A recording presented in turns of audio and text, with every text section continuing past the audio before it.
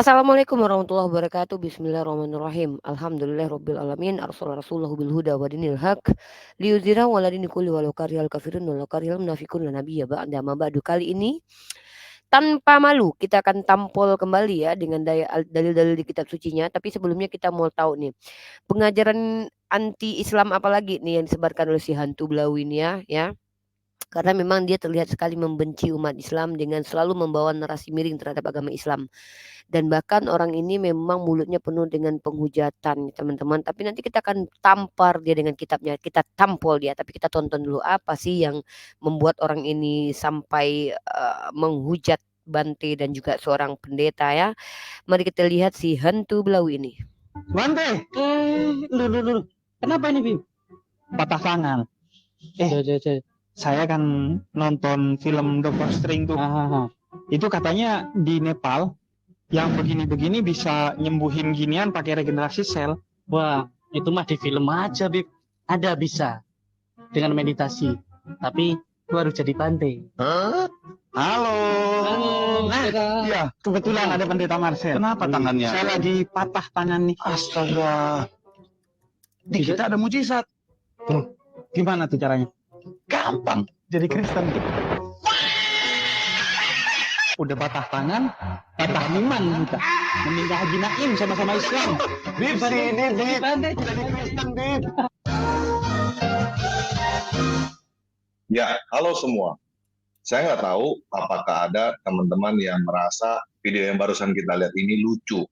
Tetapi bagi saya ini sama sekali tidak lucu. Menurut saya ini malah bisa disebut penistaan agama. Kenapa saya bilang penistaan agama?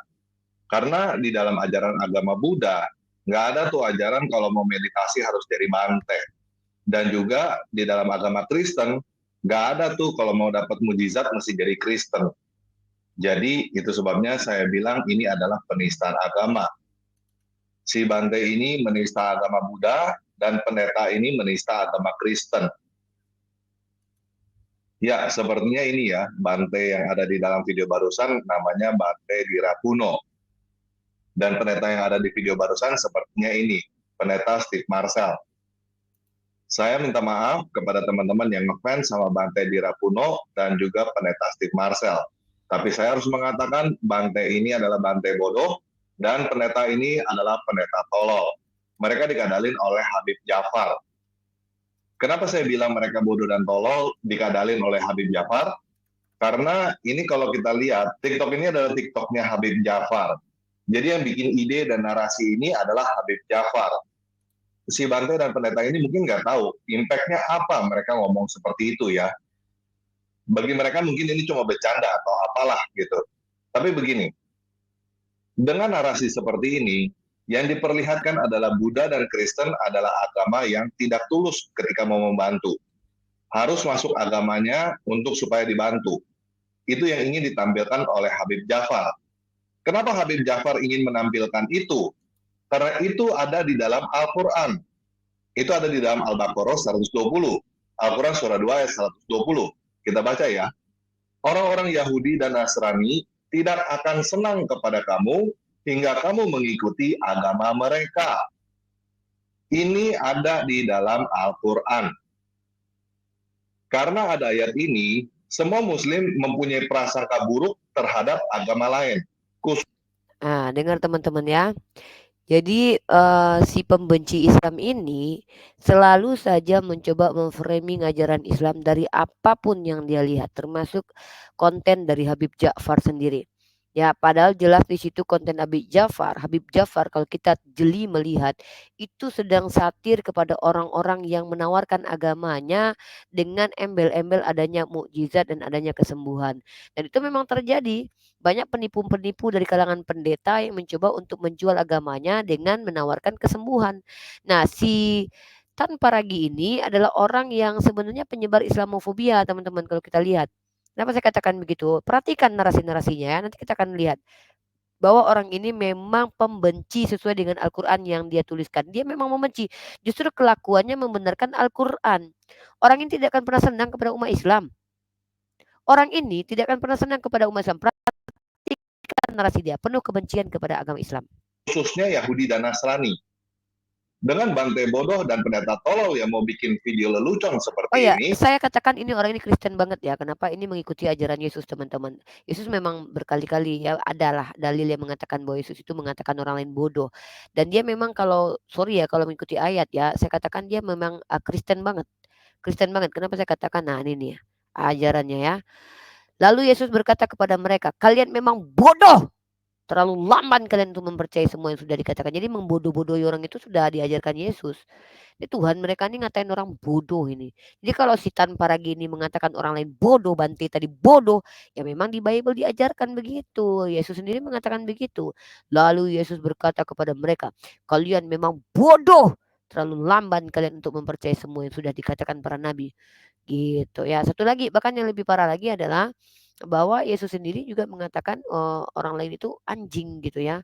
Saya kasih datanya teman-teman ya. Jadi kalau orang ini banyak memaki itu hal yang wajar. Kenapa? Karena dalam Bible Yesus sendiri memaki orang ini tidak masalah. Mengatakan orang lain bodoh bahkan. Bahkan, menurut Yesus sendiri ini kita baca teman-teman. Dalam Matius pasal 15 nomor 26-38, kita menggunakan metode dari tanpa ragi ya, membaca teks lalu menyimpulkannya. Kalau saya tidak perlu menyimpulkan, saya baca saja.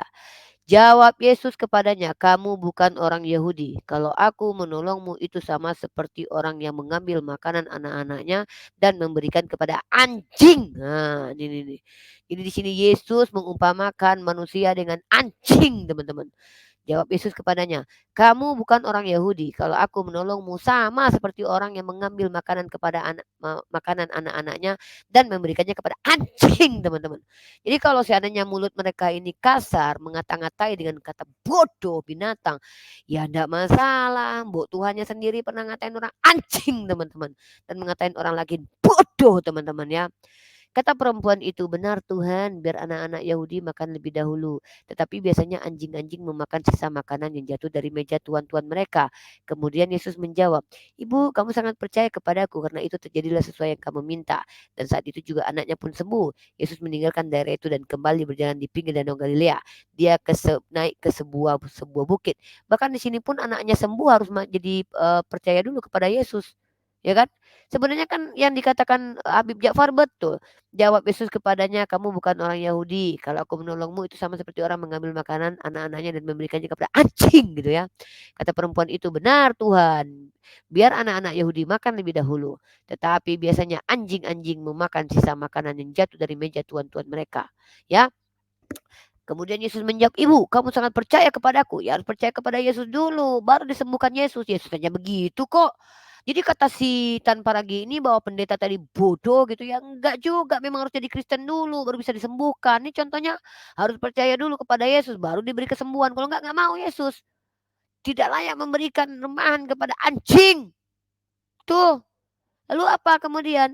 "Ibu, kamu sangat percaya kepadaku." Loh, emang ada orang Kristen yang orang-orang yang percaya kepada Yesus ini selain Kristen ada emang?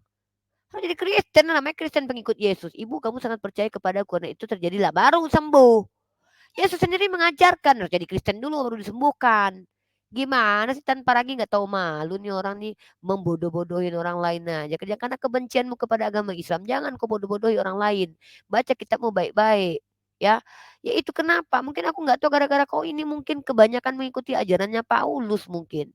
Ya, kenapa aku katakan kau kebanyakan mengikuti ajarannya Paulus? Nah ini ajaran Paulus itu ajaran yang begini nih teman-teman. Kita bacakan saja ayatnya teman-teman ya. Kita bacakan ayatnya, lalu kita tunjukkan yang diikuti sama si tanpa ragi ini ajaran seperti apa sih? Ini ajarannya teman-teman. Nah ini, ya ini ajarannya teman-teman ya kita bacakan saja.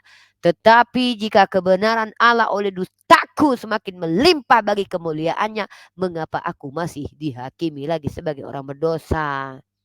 Ya, mari kita baca tafsirannya. Menurut pendapat paling umum, surat kepada umat Roma ini ditulis oleh Paulus di Korintus pada awal tahun 58. Menjelang berangkat dia ke Yerusalem guna menyampaikan hasil pendermaan dari umat-umat di Akhaja dan Masedonia. Bagi orang-orang miskin di dalam umat induk di situ, ia bermaksud segera sesudah menyerahkan resmi derma-derma tersebut pergi ke barat lalu dan meluaskan wilayah kerajaan sampai ke Spanyol. Pada perjalanan ke Spanyol itu, ia bermaksud singgah di Roma dan hal ini menjadi alasan tertulisnya surat ini. Ia hendak memberitahukan niatnya itu dan memperkenalkan diri dan maksud kunjungannya terlebih dahulu, sebab ia masih agak asing bagi umat itu. Belum pernah berhubungan dengannya, kecuali dengan beberapa tokoh yang dahulu menjadi pembantu, kawan atau muridnya di lain-lain tempat.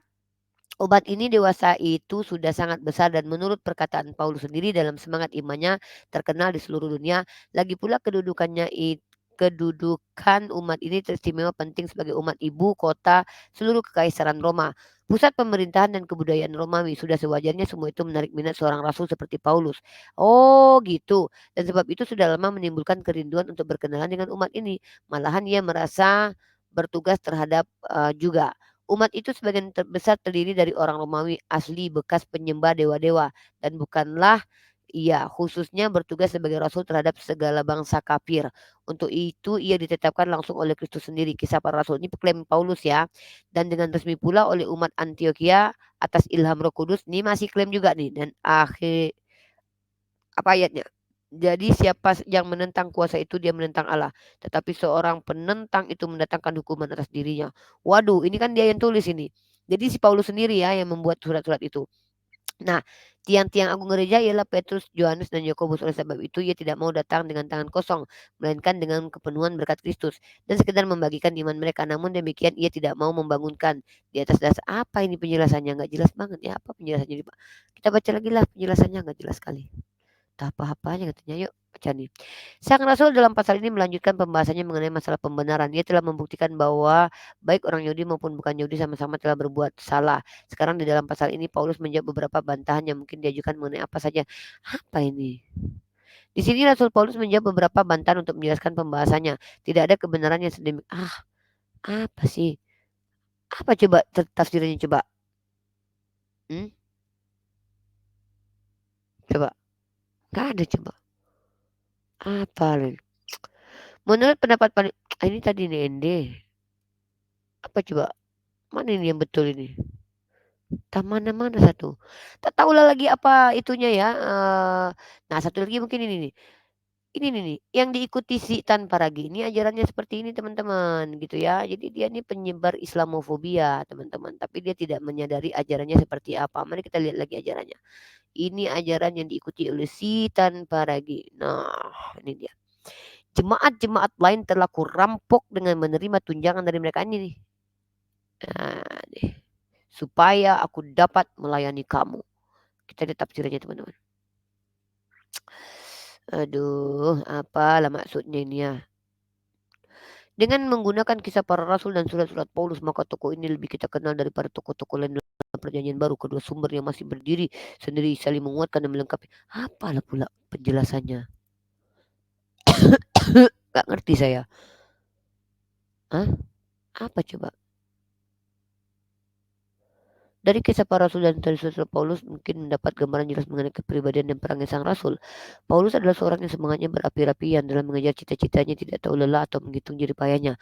Pada pokoknya cita-cita Paulus tidak. Ini orang yang dapat ini dapat ilham Roh Kudus orang ini menjelaskannya. Udahlah ya kita lanjut video si tanpa gini ya. Kita buktikan bahwa orang ini hanya menyebarkan kebencian terhadap agama Islam teman-teman. Nah ini nih kita harus ada menjadi apologet nih untuk membantai apa yang mereka tuduhkan. Lanjut. Penista ini orang ini. Mereka mendapatkan konfirmasi bahwa benar agama di luar Islam itu membantu dengan tidak tulus. Loh, tadi kan Yesus sendiri sudah tunjukkan. Yesus tidak mau membantu perempuan lain di selain Yahudi. Yesus sendiri tidak mau loh membantu orang yang tidak sekampung dan tidak seetnis dengan dia. Makanya dibilang anjing.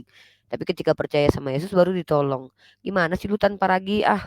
Tujuan supaya membuat orang Islam masuk agama mereka.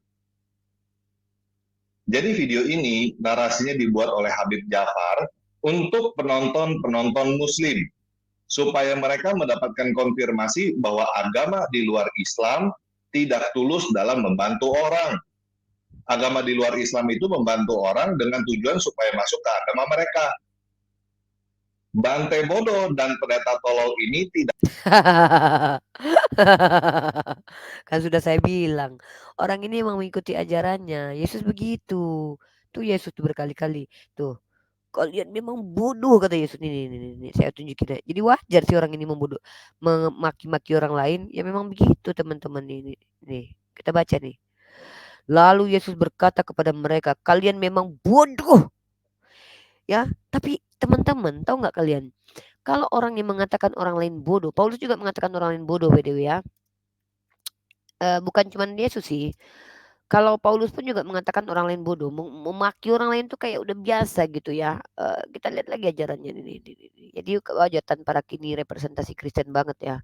Karena dia memang kasar sekali, bodoh, dia katakan Bante tadi bodoh, dia katakan pendeta itu tolol. Ya karena memang ada validasinya, Yesus mengatakan orang lain bodoh. Ini loh. Hai orang-orang Galatia yang bodoh. Wah. Aduh. Bagaimana ini ajaran ini sebenarnya nih? Mencaci aja boleh loh. Ya, katanya ajaran kasih. Ya. Gimana dong? Gimana ini Tan Pragi? Emang si Tan Pragi ini representasi Kristen banget ya. Kristenable banget ya. Nah, tapi yang menariknya adalah teman-teman, ada ayat penentang ajaran-ajaran begini. Mana itu? Ini makanya aku bilang kontradiksi nih. Lihat ya. Ini kita lihat di ayat ini. Kita lihat di ayat ini ya. Saya akan tunjukkan kepada kalian Matius ini. Bentar, kita tutup dulu ini. Kita buka ayat Matius 5:22 ya. Kita buka dulu kitab Matius pasal ke-5 nomor 22. Matius pasal ke-5 nomor 22 teman-teman. Kita buka ini. Ini dia. Perhatikan teman-teman ya, saya akan angkat ini ke atas. Ini dia, lucu kadang-kadang. Entah mana satu ajaran Kristen yang benar ya. Ini nih, teman-teman baca. Nah, ini ya.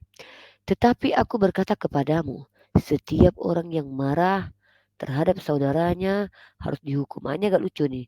Kenapa mereka ini suka membangga-banggakan ajaran kasihi musuh. Tapi ternyata mereka sendiri mengatakan bahwa kalau saudara ini ajarannya tuh baik banget kepada musuh, tapi kepada saudara kejam loh. Tetapi aku berkata kepadamu, setiap orang yang marah terhadap saudaranya harus dihukum. Dihukum guys. Tapi kalau kepada musuh, kasihi musuh. Siapa yang berkata kepada saudaranya kafir harus dihadapkan ke mahkamah agama. Dan siapa yang berkata jahil, nah jahil ini kan bahasa Arab nih guys. Ya kita lihat bahasa aslinya jahil ini. Ini teman-teman. Moros artinya adalah bodoh. Hai orang-orang bodoh, jahil, tolol ya. Tolol, jahil. Maka apa kata Yesus di sini teman-teman? Maka kata Yesus adalah dan barang siapa yang dan barang siapa yang jahil dan siapa yang berkata jahil atau bodoh harus diserahkan ke dalam neraka yang menyala-nyala. Menurut ayat ini, Yesus, Paulus sama Tan Paragini masuk neraka. Oh, parah ini. Gimana ini ceritanya ini? Bingung kita ini. Di ayat mereka sendiri dikatakan barang siapa yang mengatakan orang lain jahil itu masuk neraka.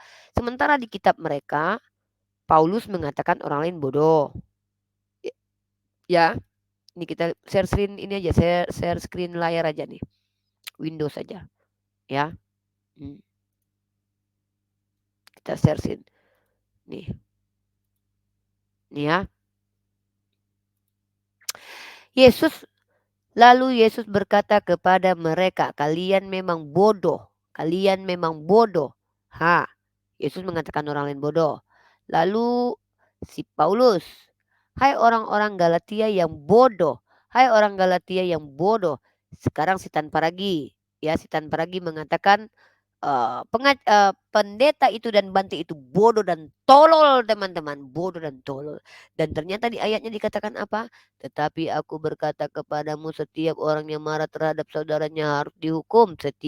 Siapa yang berkata pada saudaranya kafir harus dihadapkan ke mahkamah agama, dan siapa yang berkata jahil. Dan ini bahasa Arab ya, bahasa Arab artinya bodoh, ya, bodoh, bodoh, bodoh. Jahil ini bahasa Arab artinya bodoh. Nih, kalau kita lihat ayat ini, akan tetapi aku mengatakan kepadamu bahwa siapapun yang marah kepada saudaranya pantas berada dalam hukuman, dan siapa yang berkata kepada saudaranya tolol pantas dihadapkan ke mahkamah agama, dan siapa yang mengatakan kamu bodoh masuk neraka. Berarti kalau kita lihat-lihat ayat ini tertuju kepada orang yang mengatakan orang lain bodoh dan tolol. Siapa dia? Yesus, Paulus, dan tanpa ragi. Waduh, ini macam mana ini? Aduh, kita dengar lagi si tanpa ragi penghujat ini ya. Lihat nggak tadi teman-teman? Teman-teman lihat nggak tadi? Pas aku ini Windows. Oh salah ya. Oh lagi kalau gitu. Oh maaf. Ini ya, kita ulangi. Kita ulangi dalam kitab Matius ini ya. Nah, teman-teman lihat ya.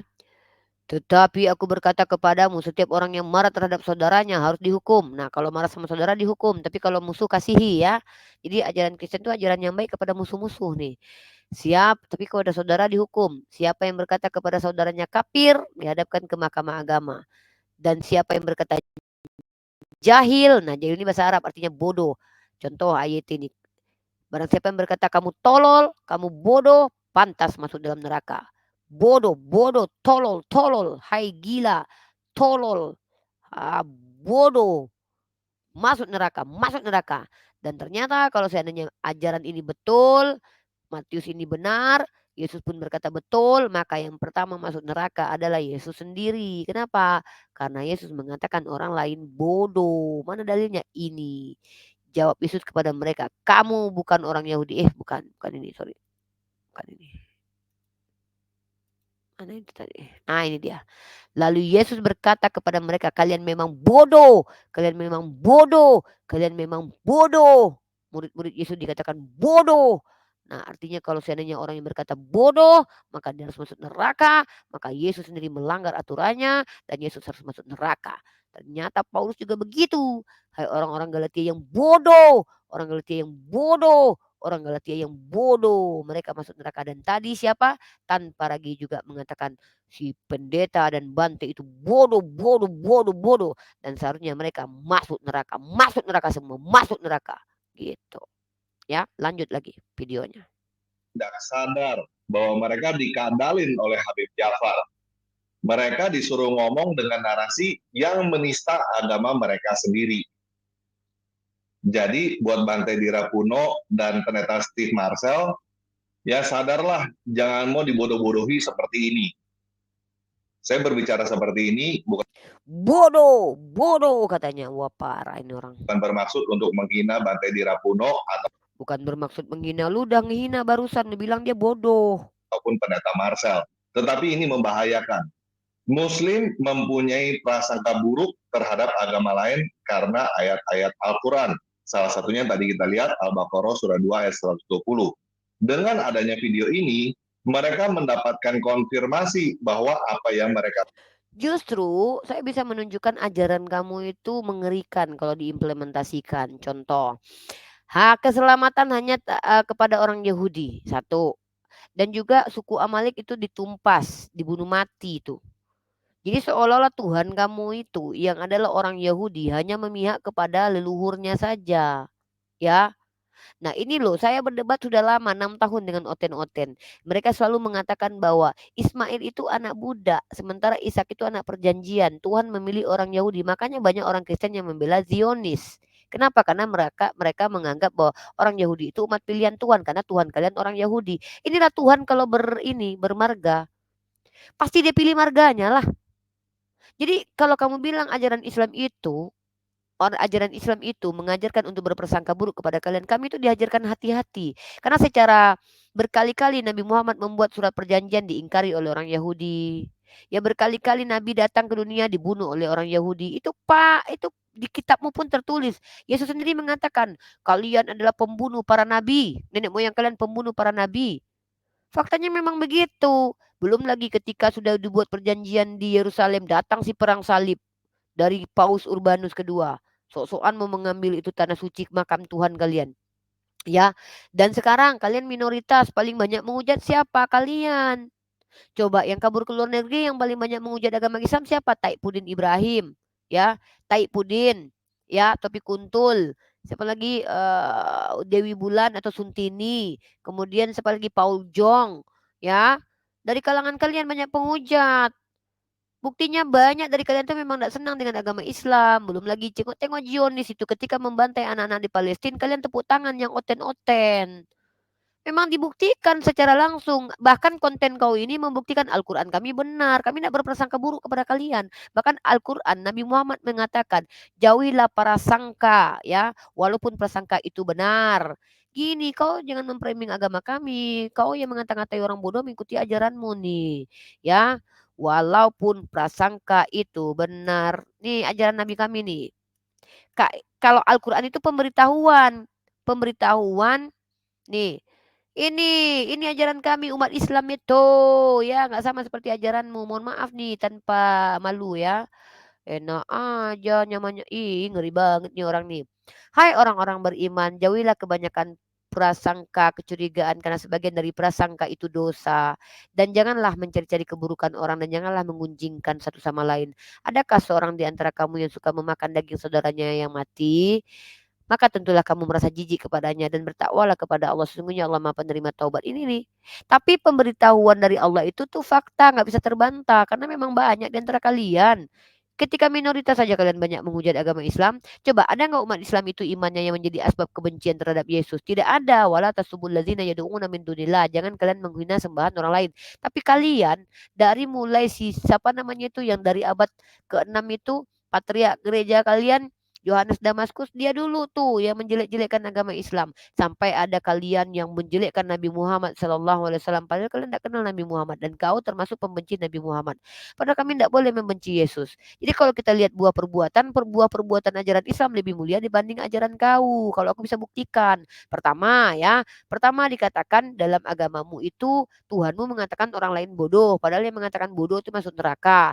Yang kedua, Paulus mengatakan orang Galatia bodoh, padahal orang bodoh orang yang mengatakan orang lain bodoh masuk neraka. Kau sendiri mengatakan Bante tadi bodoh, padahal orang yang mengatakan bodoh masuk neraka. Mana yang betul ajaranmu? Mengatakan orang lain bodoh masuk neraka atau boleh mengatakan bodoh nih? Ya. Jadi mana ini ajaran yang betul? Belum lagi kau ikuti nih ajaran nih Paulus ya bahwa kalau karena dustaku kemuliaan Tuhan semakin melimpah. Kenapa aku harus dihakimi? Inilah kalian. Kalian itu kalau ditampar bolak-balik sama kitab kalian, kalian nanti mengatakan minoritas tertindas. Saya menggunakan caramu ya. Kau baca terjemahan Al-Quran kami, kau tafsirkan seenak udelmu. Nah, aku tidak perlu mentafsir, aku cukup kubaca aja kitabmu. Tertulis dengan eksplisit dan indahnya di kitabmu itu ya. Si tanpa ragi. Nah, jadi teman-teman perhatikan ya, perhatikan. Orang ini begitu mudahnya mencaci orang lain. Bayangkan orang seperti ini mewakili agamanya. Dia aja mudah loh mencaci agamanya dan itu ada validasinya dalam kitab mereka. Bagaimana mungkin kalau orang ini menjadi mayoritas, teman-teman? Fakta membuktikan. Dan saya akan tunjukkan bukti teman-teman tentang terjadi siapa yang paling banyak membunuh, teman-teman ya. Kita lihat teroris dari agama uh, apa namanya? Agama bentar. Kita lihat bagaimana terjadinya teroris ya. Teroris itu apakah agama Islam atau yang mana yang paling banyak membunuh.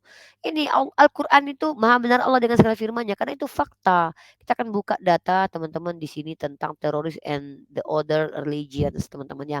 Dari inform command uncategorized gimana itu bacanya tuh bahasa Inggris pula saya kita baca teman-teman pakai kita translate ke bahasa Indonesia 20th century deaths in war and political violence by religion. Nah ini nih teman-teman ya kita perhatikan ini.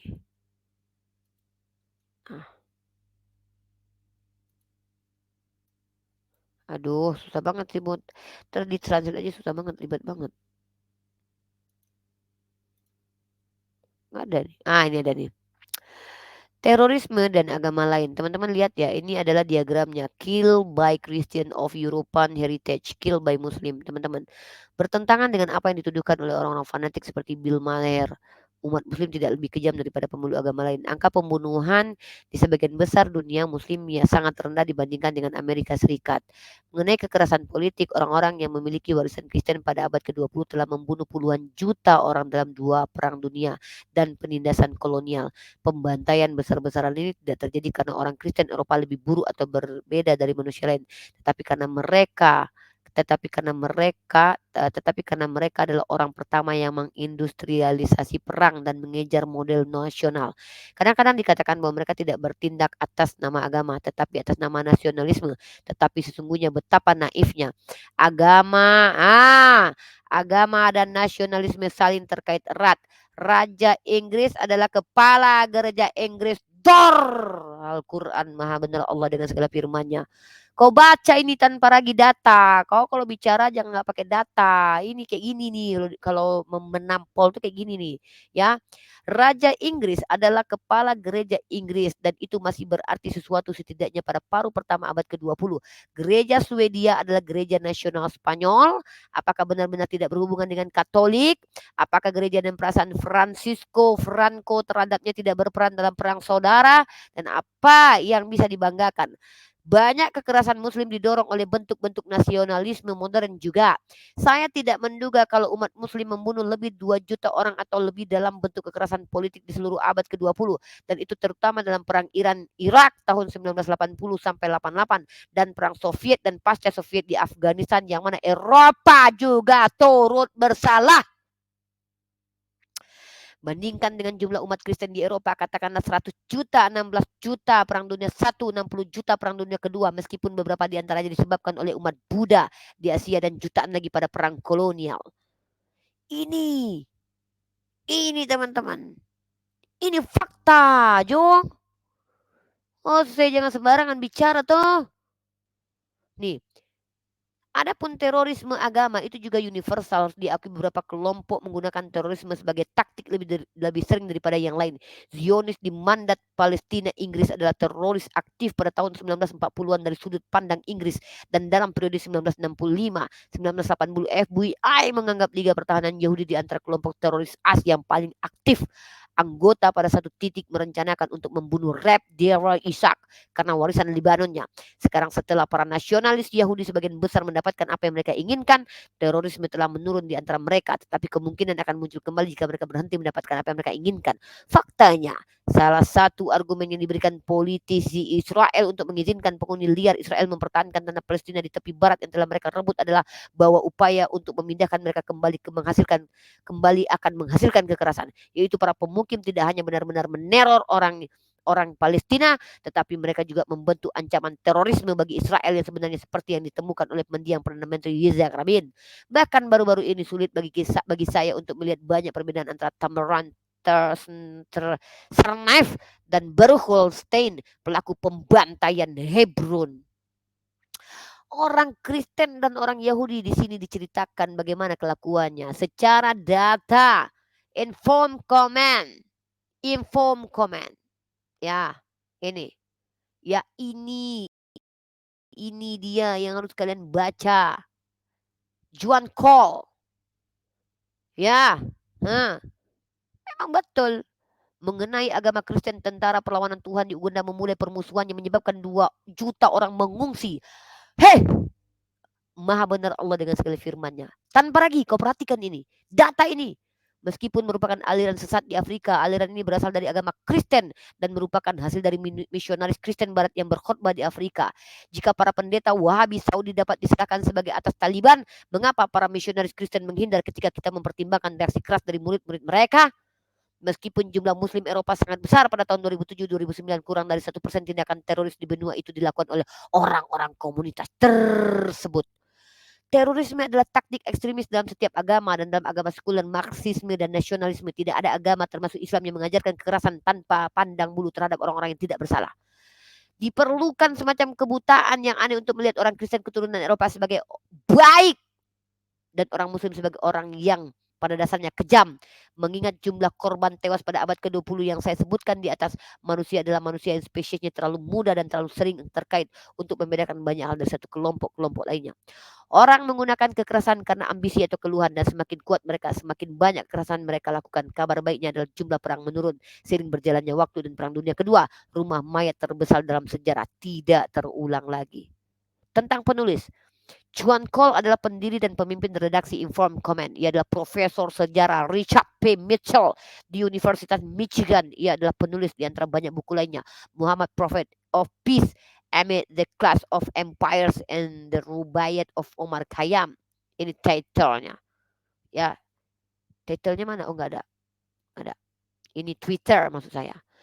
Ini begini caranya, ya. Begini caranya kalau mau menunjukkan fakta bahwa Al-Quran maha benar Allah dengan segala firman-Nya. Terbukti.